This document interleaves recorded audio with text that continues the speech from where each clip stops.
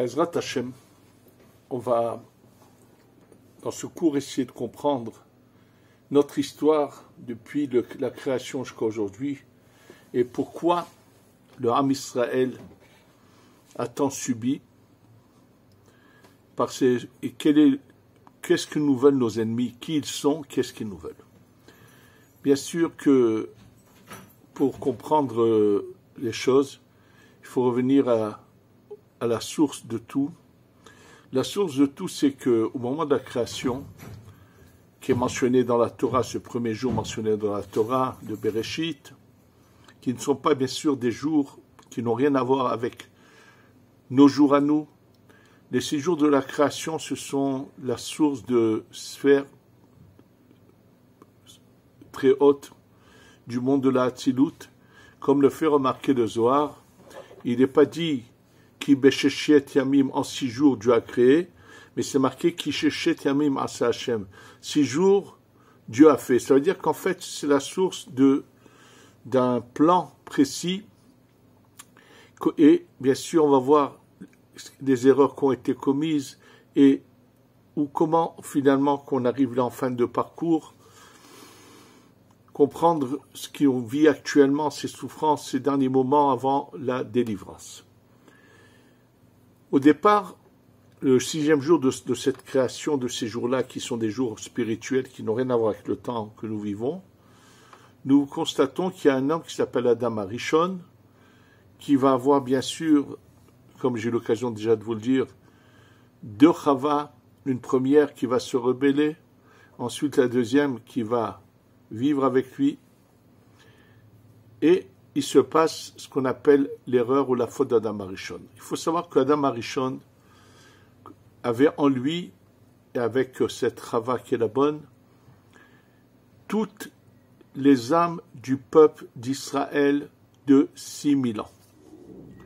Et bien sûr, il y a un libre arbitre. Alors lui, il se retrouve, pourquoi déjà cette séparation, il y a un peuple d'Israël, et il y a déjà à côté, en dehors du Gan Eden, la source des 70 nations. Bien sûr, tout cela est la continuation de cette période antérieure à ce qui est marqué dans la Torah, qui est le premier jour de la création, et à ce qui est marqué dans la Torah, la terre était tohu bohu.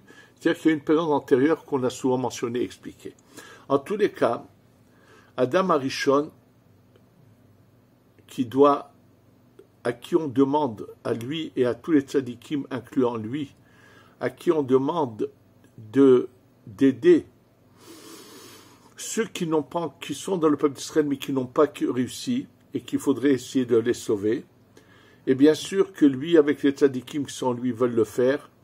Et il y a des idées dans ceux qui sont en lui on va aller chercher plus bas. Pourquoi que ceux du peuple d'Israël qui n'ont pas réussi, on va aller chercher toutes les 70 nations.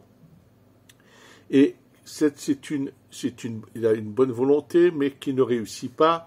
De toutes les façons, il faut le savoir, comme le dit le Harizal, c'était la volonté d'Hachem que Adam Arishon faute. Oui, c'était sa volonté d'Hachem. Comme le dit le Harizal, quand il lui dit le jour où tu mangeras, tu devras mourir, ça veut dire que c'est quelque chose qui était impératif à se passer. Comme ce n'est pas le thème que je dois aborder aujourd'hui pour expliquer cela, mais j'en ai déjà parlé dans différents cours. On va juste maintenant essayer de comprendre les conséquences de tout cela pour comprendre ce que nous vivons. Donc Adam Arishon fait un beau mélange des neshamot, des âmes du peuple d'Israël qui sont en lui et qui se mélangent aux 70 nations. C'est pour ça qu'on ne voit pas un peuple d'Israël auparavant. C'est-à-dire que Dieu s'adresse à tous et leur donne des ordres, des commandements. Et bien sûr, pendant cette période, depuis Adam Arishon jusqu'au déluge, les 70 nations qui englobent en elles ces âmes du peuple d'Israël vont utiliser cette force puissante, ces parcelles divines puissantes, pour au contraire désobéir à Hachem et vouloir aller contre sa volonté. Et donc il se passe l'événement du déluge, où tout le monde est rasé, revient ensuite, et même à l'époque de Noach, il y a encore en lui tous ceux qui n'ont pas réussi, tout se mélange, et comme ce mélange ne réussit pas, arrive le moment où Hachem dit il faut reprendre à zéro les choses. Alors pour reprendre à zéro, on va faire revenir Adam Arishon en Gilgul, en réincarnation, mais chez trois personnages, chez Abraham, chez Yitzhak et Yaakov. Et là, qu'est-ce qu'on va faire? On va faire que ce Adam Arishon qui revient en eux va de nouveau se séparer à la source de ces choses négatives qu'il y a eu. Alors, chez Abraham, il se sépare et de lui va sortir deux formes de nations dans le monde. Ishmaël, qui représente un peu le monde islamique dans son ensemble, mais également tout l'Asie d'une manière générale. Oui, l'Asie est sortie par les enfants qu'il a de nouveau, Abraham, après la mort de Sarah. Il m'est arrivé souvent de poser la question à des gens qui voulaient que je leur explique certaines choses. Je leur dis combien il y a eu d'enfants Abraham, ils me répondent 2. C'est faux puisque après, c'est vrai qu'il a eu Ishmaël et ensuite Yitzhak, mais après la mort de Sarah, il reprend celle qui est marquée dans la Torah, Keturah. On nous dit que c'est Agar. Vont naître de lui encore des enfants, bien sûr. Et ces enfants-là, finalement, vont être envoyés en Extrême-Orient. C'est de eux que viennent toutes ces populations qui sont chinois, japonais, toute la partie asiatique un peu vient de ces gens-là. Et d'ailleurs, il va leur enseigner des enseignements que eux vont ensuite utiliser à leur manière. C'est pour ça qu'il y a beaucoup de sciences qui sont dans des manières de soigner, toutes sortes de sciences que se trouvent dans ces peuplades qui ont un lien avec, dans la Kabbalah, on retrouve le lien qu'ils ont avec beaucoup de choses. Et il n'y a pratiquement jamais eu, presque pas, d'exil dans ces endroits-là. C'est-à-dire qu'il n'y a jamais eu réellement des parcelles entières du peuple d'Israël qui ont vraiment résidé là-bas. Il y a eu quelques peuplades, quelques communautés infimes qui ont été en Chine dans une certaine époque. Sur ceux il y a un livre qui avait été écrit il y a des origines à cela avec des preuves et tout.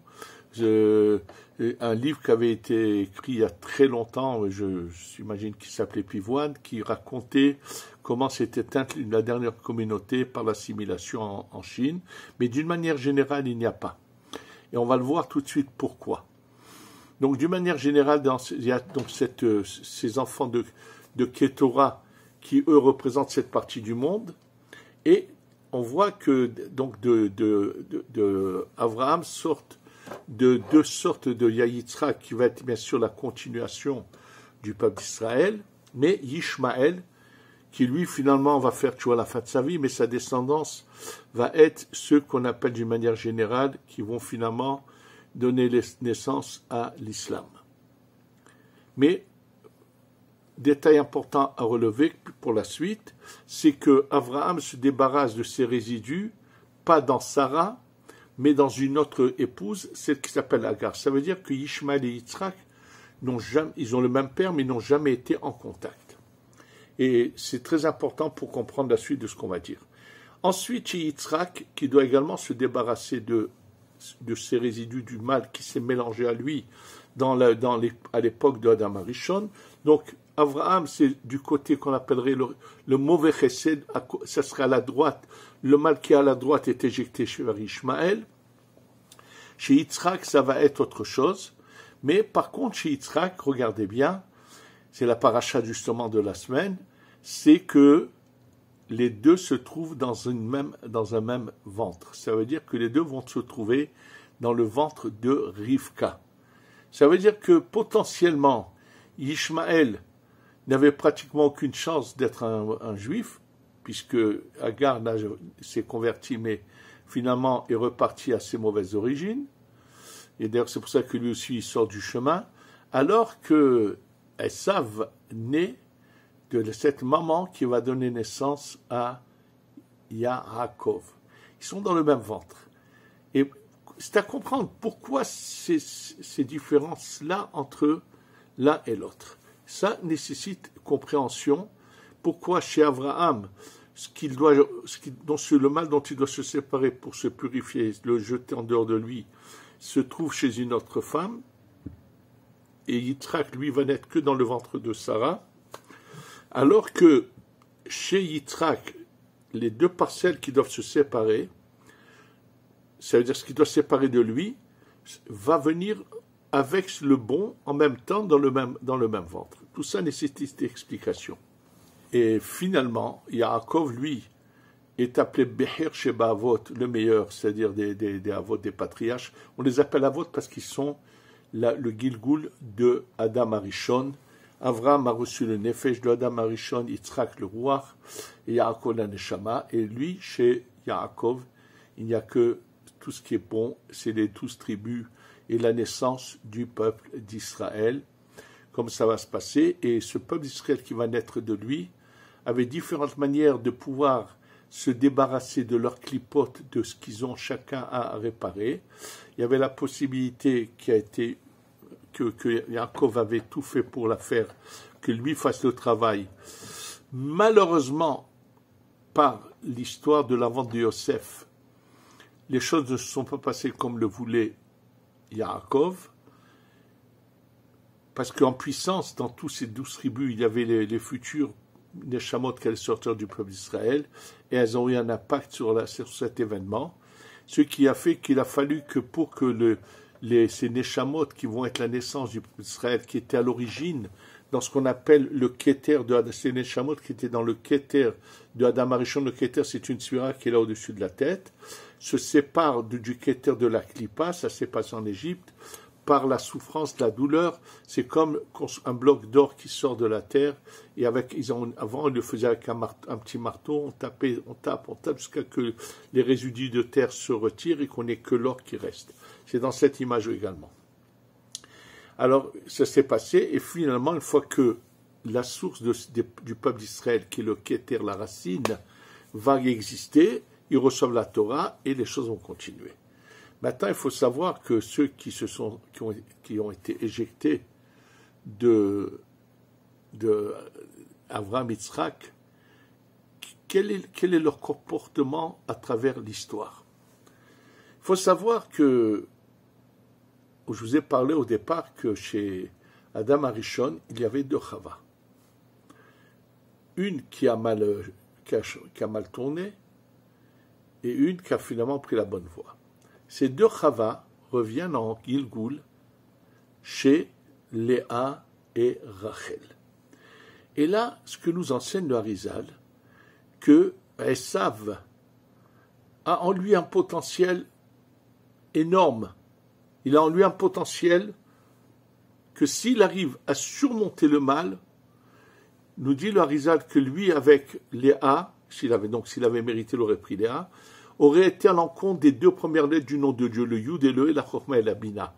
Et Yaakov, qui a pris Rachel, aurait été à l'encontre des deux lettres de la fin du nom de Dieu, le Vav et le He, Tiferet ou Malchut. C'est-à-dire qu'il y a un potentiel énorme chez Esav. Mais, malheureusement, dans cette vie-là de Esav, il ne saura pas faire dominer le bien du mal, mais bien au contraire, il va utiliser ce potentiel pour être la personne la plus abominable sur terre, un assassin, un violeur. C'est un malheur. Il est déjà potentiellement, c'est quelque chose d'inimaginable, un démon qui est capable de tuer, de violer. Le mal est utilisé d'une manière terrible. On ne voit pas ça chez Ishmaël à cette époque-là. Mais chez Esav, on le voit. Parce que Esav, malheureusement, a en lui beaucoup de partiels de lumière. Et vous allez comprendre, parce qu'il est né, il est collé à Yaakov dans le ventre. Donc, c'est pas sans raison que lorsqu'il sort, Yaakov attrape le talon. Ça veut dire qu'il essaie de reprendre tout ce qu'il y a de bon. Finalement, Yaakov va réussir à reprendre le bon qui est dans Esav, et c'est pour ça que c'est lui qui va prendre Léa, qui est à l'encontre de la première Chava, qui cette fois elle répare, parce que la première Chava s'était mariée avec l'ange du mal qui s'appelait le Samer Memadef Lamed, qui ce mal revient chez Esav. Mais regardez l'impact que ça a, ce changement de fait que Esav soit dans le même ventre que Yaakov, avec l'histoire d'Ishmaël. Sachez que dans travers l'histoire, il n'y a jamais eu vous pouvez étudier l'histoire, dans pratiquement aucune communauté séfarade dans le monde, qui était donc en général dans l'exil de Ishmaël, ils n'ont presque jamais eu à faire de conversion. Les conversions n'existaient pas. Il n'y a pratiquement presque aucun musulman. Et s'il y en a eu, je vous dirai tout de suite d'où ça vient. Et par contre, on sait qu'en Europe, combien il y en a eu énormément jusqu'à aujourd'hui. Et surtout, il y a ce grand prince polonais à l'époque qui était à l'époque du Gaon de Vilna, qui finalement se convertit à l'insu de sa mère, et quand il est attrapé, on découvre que c'est où il est, on va le brûler. Et il y en a combien d'autres? Bon, il y en a beaucoup. Et alors, il y a un moment où cette bonne parcelle de Esav arrive à dominer et à revenir en bien. C'est à l'époque de celui qu'on appelle Rabbeinu Akadosh, l'auteur de celui qui a écrit toutes les Mishnayot, un des princes de la descendée de David, le Nassi, Rabbi.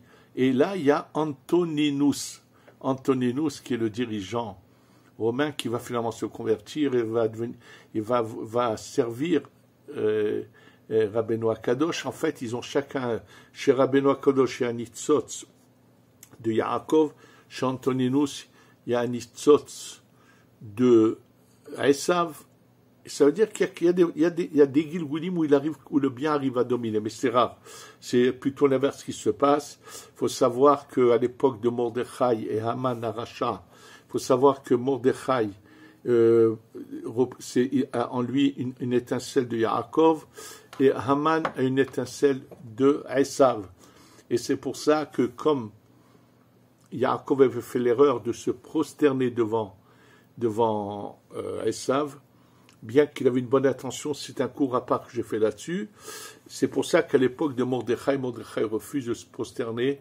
Lui, il devient la seule tribu qui ne s'est pas prosternée, c'est Binyamin, et il refuse de se prosterner. Bien sûr, de ce Esav va sortir Amalek, va sortir Haman Aracha, va sortir Hitler. C'est un nitzotz, bien sûr, de Esav. Et on voit qu'eux ont toujours eu une haine féroce contre le peuple d'Israël, à vouloir les exterminer. C'est-à-dire, l'origine de ce Esav, c'est qu'il est l'assassin, le violeur, le mal en soi. Et je vous ai dit, mais par contre, il y a des conversions. Pourquoi? Comme ils ont tellement de parcelles de lumière en eux qu'ils utilisent en mal, alors quand ces parcelles se réparent, ça fait qu'elles sont prises, et c'est marqué que c'est grâce à ceux qui font des Yehudim. Les Yehudim, c'est un enseignement de la Kabbalah qui arrive à travailler à distance et faire que certaines parcelles de lumière arrivent à sortir de cette clipa qui est à Esav et revenir. C'est pour ça qu'il y a eu beaucoup jusqu'à aujourd'hui de conversions, surtout dans le monde occidental, qui est à Esav, qui vient en général, qui est la chrétienté d'une manière générale. Et c'est ce qu'on appelle Galut Edom et Ishmaël, qu'à la fin des temps, le peuple d'Israël devait être en exil dans deux parties, deux sortes de peuples. Edom qui est Esav, et Ishmaël qui est l'Orient, qui est la suite qui est donc l'islam et le. Alors la différence, ce qu'il faut savoir, ce que nous vivons aujourd'hui, on va le voir également. Il faut d'abord comprendre que Ishmaël, quand il veut du mal aux Juifs, cherche à le rabaisser parce qu'il a des complexes d'infériorité. Il est jaloux du peuple d'Israël. C'est pour ça que combien de gens m'ont raconté, qui ont vécu dans les pays arabes, en général, leur plus grand plaisir, c'est d'essayer de rabaisser le juif, mais ils ne cherchaient pas forcément à le tuer comme aujourd'hui. Maintenant, ce qu'il faut savoir, il y a deux catégories, Edom et Ishmaël. il y a l'Asie qui, lui, n'a pas avalé quoi que ce soit. C'est pour ça qu'il n'y a pas un galout particulier en Asie qui s'est fait. Presque jamais dans l'histoire il y a eu vraiment de galout. Et l'Asie vient des derniers enfants qu'a eu Abraham. Et il y a autre chose. Troisième catégorie, ce sont les bâtards.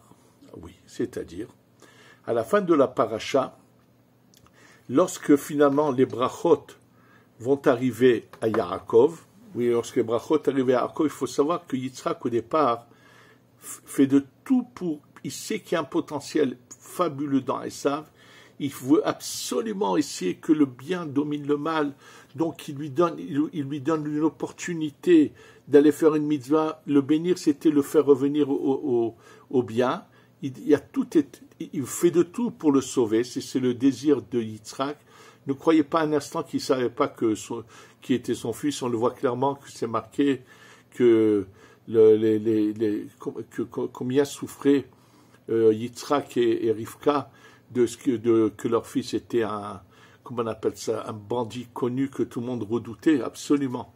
Mais il fait de tout, et Hachem lui montre que c'est impossible, que ce monsieur n'a aucune volonté de changer en bien, et que finalement, le bien qui est dans lui sortira, et après ce sera son extermination totale. Mais il y a une troisième catégorie, c'est lorsqu'une fois que les brachot vont chez Yaakov, il est marqué qu'à la fin de la paracha, que Esav va se marier avec une fille de Ishmaël. Qu'est-ce que c'est? Il n'a pas assez d'épouses? Non, il va s'unir pour unir les forces, la haine et la jalousie, pour s'attaquer à son frère. Et sachez que c'est marqué en fin de paracha parce que c'est un événement qui va se passer à la fin des temps. N'oubliez pas qu'à une période, il y a eu les croisades, des croisés qui sont venus, et les croisés, c'était des chrétiens d'Europe qui sont venus vouloir combattre l'islam qui était ici en Palestine.